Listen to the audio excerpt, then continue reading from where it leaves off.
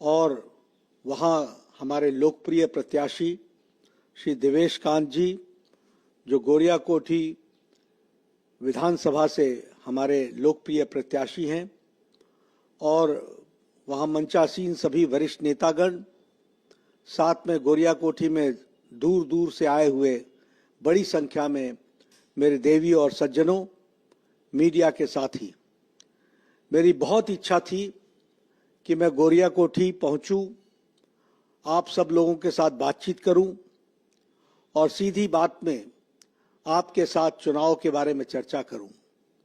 लेकिन खराब मौसम, सुबह से इंतज़ार और यहाँ हमारा हेलीकॉप्टर का न उड़ना, एविएशन के द्वारा ना कह देना, इस कारण से मैं आपके बीच नहीं पहुंच सका। मुझे आप क्षमा करिएगा। मैं आपको विश्वास दिलाता हूं, आप इस चुनाव में देवेश कांत जी को तो जिताएंगे ही, साथ में आप हमारी सरकार बनाएंगे और सरकार बनने के बाद मैं जरूर आप सबके दर्शन करने आऊंगा। इस बात का आपको मैं विश्वास दिलाता हूं। मित्रों, खराब मौसम के कारण मैं नहीं पहुंच सका, लेकिन इस वीडियो के माध्यम से आपको मैं 2-3 बातों पर कम समय में जरूर बताना चाहता हूं। सबसे पहली बात तो यह है कि आप ये याद रखें कि 1990 से लेकर 2005 तक जो लालू जी का राज, राबड़ी जी का राज आपने देखा, वो बिहार के लिए एक अंधकारमय युग था। हर तरीके का नुकसान उस समय बिहार ने सहा, हर तरीके का अपमान बिहार ने सहा, और बिहार जो एक समय में आजादी से पहले पुरातन काल से, जिस चिरकाल से जिसका नाम था, और आजादी के पश्चात भी बाबू जयप्रकाश नारायण जी ने, जगजीवन राम जी ने, सबने बिहार के विकास के लिए अपना योगदान किया था। आज वह बिहार जंगल राज में, वह लालू जी के राज में बिल्कुल निम्न स्तर पर पहुंच गया। लेकिन पिछले 20 वर्षों में, 2020 से लेकर 2025 के बीच में 20 साल नीतीश कुमार जी के और पिछले 11 वर्ष हमारे लोकप्रिय प्रधानमंत्री मोदी जी का आशीर्वाद बिहार को मिला और वापस बिहार की विकास की पटरी, गाड़ी पटरी पर आई है। वापस वो पटरी पर गई है और तीव्र गति से अब रफ्तार पकड़ते हुए बिहार आगे बढ़ रहा है। ऐसे मोड़ पर जब 6 तारीख को आप अपना मत का प्रयोग करेंगे, तो मैं आपसे निवेदन करना चाहता हूं कि यह वोट सिर्फ देवेश जी के लिए नहीं है, यह वोट सिर्फ जनार्दन जी के लिए नहीं है, यह वोट सिर्फ हमारे बीजेपी के प्रत्याशियों के लिए नहीं है, यह वोट बिहार में नीतीश कुमार जी के नेतृत्व में बिहार को स्थायित्व, स्थिरता देने का वोट है और विकास की गति को नई छलांग लगाने का वोट है। यह हमको याद रखना चाहिए। पिछले 10 वर्षों में आपने देखा होगा, रोडों की जाल बिछी है, हर तरीके से सड़कों का जाल बिछा है। National highway, state highway, elevated road, express way, आपने सुना होगा कोई 5,000 करोड़ रुपए का, कोई 6,000 करोड़ रुपए का, कोई 3,000 करोड़ रुपए का, कोई 4,000 करोड़ रुपए का। ये सड़कें बन रही हैं, एक्सप्रेस वे बन रहे हैं। उधर दरभंगा को जोड़ा जा रहा है, उधर हमारे सासाराम को इधर पटना से जोड़ा जा रहा है। हर तरीके से एक्सप्रेस वे पर काम चल रहा है। और उसी तरीके से अब तो पटना में भी फर्स्ट फेज का मेट्रो शुरू हो गया है और सेकंड फेज का काम शुरू हो गया है। यह हमको ध्यान में रखना चाहिए। उसी तरीके से एलिवेटेड रोड के माध्यम से जो कॉरिडोर बनाना था, वह भी मेट्रो का कॉरिडोर बन गया है और उसका भी काम अब पूरा हो गया है। उसको भी हमको याद रखना चाहिए। गंगा ब्रिज पर गांधी सेतु के बगल में एक और गांधी सेतु बन रहा है 14.5 किलोमीटर का, उसको भी हमको ध्यान में रखना चाहिए। इसलिए विकास ने एक नई छलांग लगाई है। एयरपोर्ट की दृष्टि से अगर हम बात करें तो आपके ध्यान में आएगा कि आज पटना का एयरपोर्ट चालू हो गया है। दरभंगा का एयरपोर्ट उसमें 16 फ्लाइट्स उतर रही हैं और आपको ध्यान में होगा कि बिहटा का एयरपोर्ट के लिए भी 14,000 करोड़ रुपए की लागत से बन करके वो तैयार हुआ है। मुजफ्फरपुर में होमी बाबा कैंसर सेंटर 570 करोड़ रुपए का वो भी चालू हो गया है, उसका भी उद्घाटन आदरणीय प्रधानमंत्री मोदी जी ने किया है। और इसी तरीके से बक्सर भागलपुर एक्सप्रेसवे, महात्मा गांधी सेतु और इसी तरीके से पटना पूर्णिया एक्सप्रेसवे, उसी तरीके से पटना आरा सासाराम एक्सप्रेसवे, दरभंगा आमस एक्सप्रेसवे, ये सारे जो हमारे एक्सप्रेसवे हैं इस पर ये इनको स्वीकृति मिल गई है, इनका काम शुरू हो जाएगा, यह भी हमको ध्यान में रखना चाहिए। आपसे मैं निवेदन करना चाहता हूं, आपके ध्यान में आया होगा कि मुख्यमंत्री महिला रोजगार योजना शुरू कर दी गई है। 75 लाख बहनों के खाते में 10-10 हजार रुपए पहुंचा दिए गए हैं और ये चुनाव के पश्चात सबके खाते में 2 लाख रुपए का उनको स्वरोजगार करने के लिए, प्रेरणा देने के लिए उनको शक्तिशाली बनाया जाएगा। 1 करोड़ लखपति दीदी बनाने का हम लोगों ने निर्णय किया है। उसी तरीके से 125 यूनिट आज बिजली फ्री कर दी गई है। आपके ध्यान में आया होगा कि बिहार का एक एक आदमी उससे कितना लाभ उठा रहा है। उसी तरीके से आशा वर्कर, आंगनवाड़ी वर्कर, हमारी ममता वर्कर्स, सबकी तनख्वाहें बढ़ा दी गई हैं। और उसी तरीके से बुजुर्ग, अपंग और हमारी विधवा बहनें, उनके लिए भी जो पेंशन थी उसको 3 गुना बढ़ा दिया गया, 1100 रुपए पहुंचा दिया गया है। ये हमको ध्यान में रखना है। युवाओं के लिए युवा कमीशन बना है और साथ ही 1 करोड़ लोगों को रोजगार देने की बात हमारे मैनिफेस्टो में कही गई है, हम उसको पूरा करेंगे, ये हम आपको बताना चाहते हैं। प्रधानमंत्री मोदी जी ने मुजफ्फरपुर की शाही लीची को आगे बढ़ाने के लिए, अंतर्राष्ट्रीय मार्केट पहुंचाने के लिए हर संभव प्रयास किए। उसी तरीके से मिथिला का मखाना, उसी तरीके से मधुबनी की पेंटिंग, उसी तरीके से भागलपुर का सिल्क, ये सभी अंतर्राष्ट्रीय बाजार में इनकी मार्केटिंग की व्यवस्था हो, इसके लिए हमारे प्रधानमंत्री जी ने बहुत तीव्र गति से काम किया है। आज बिहार में 8 करोड़ 70 लाख लोगों को गरीब कल्याण अन्न योजना में अन्न मिल रहा है। यह बिहार के गरीब लोगों को एक बहुत बड़ी ताकत है। आज लगभग 4.5 करोड़ लोगों को आयुष्मान आरोग्य, भारत का आयुष्मान कार्ड मिला है, जिसके कारण गरीब लोगों को गंभीर बीमारी से इलाज के लिए 5 लाख रुपए की व्यवस्था मोदी जी ने हर साल की है।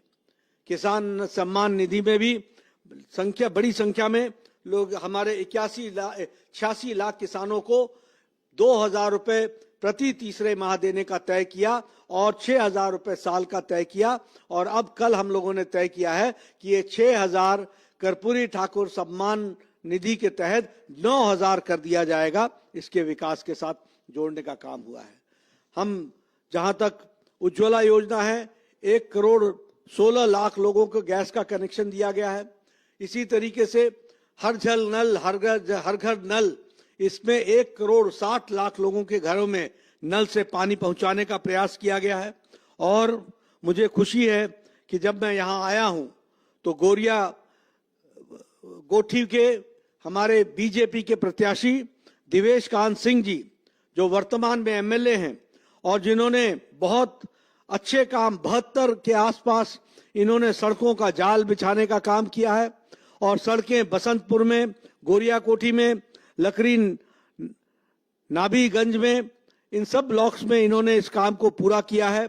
और इसी तरीके से इसको पूरी तरीके से लगभग 72 सड़कों का काम मतलब हमारे दिवेश कांत जी ने पूरा किया है। इस बात को हमको ध्यान में रखना चाहिए और इस तरीके से एक विकास की एक नई गंगा बहाई है। मित्रों, मैं यहां आपको एक बात और बताना चाहता हूं और वो यह बताना चाहता हूं कि आज जब हम नीतीश जी के राज में खड़े हैं तो हम उजाले के राज में खड़े हैं। एक समय में हमने इसी बिहार को अंधकार का युग देखा है।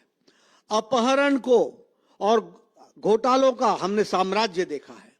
हमने अपहरण को उद्योग के रूप में देखा है। क्या डॉक्टर, क्या इंजीनियर, क्या लॉयर, क्या कोई हमारा व्यापारी, हर एक को अपहरण कर लेना, यह उस समय का जंगल राज का नमूना था।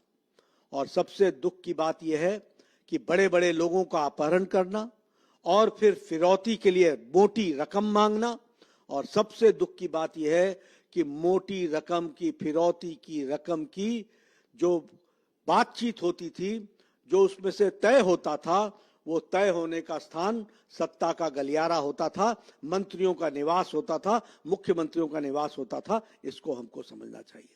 यानी सरकार के संरक्षण में अपहरण का उद्योग चल रहा था। फिरौतियों की जो अमाउंट होता था, फिरौतियों की जो रकम होती थी, वो मंत्रियों के घरों में तय होती थी। वो सब मिले जुले थे और इस तरीके से अपहरण का काम चल रहा था। आपके ध्यान होगा, तेल पिलावन लठिया भांजन, इस तरीके की रैली भी 2003 में मोदी अपने लालू जी के राज में हुई थी।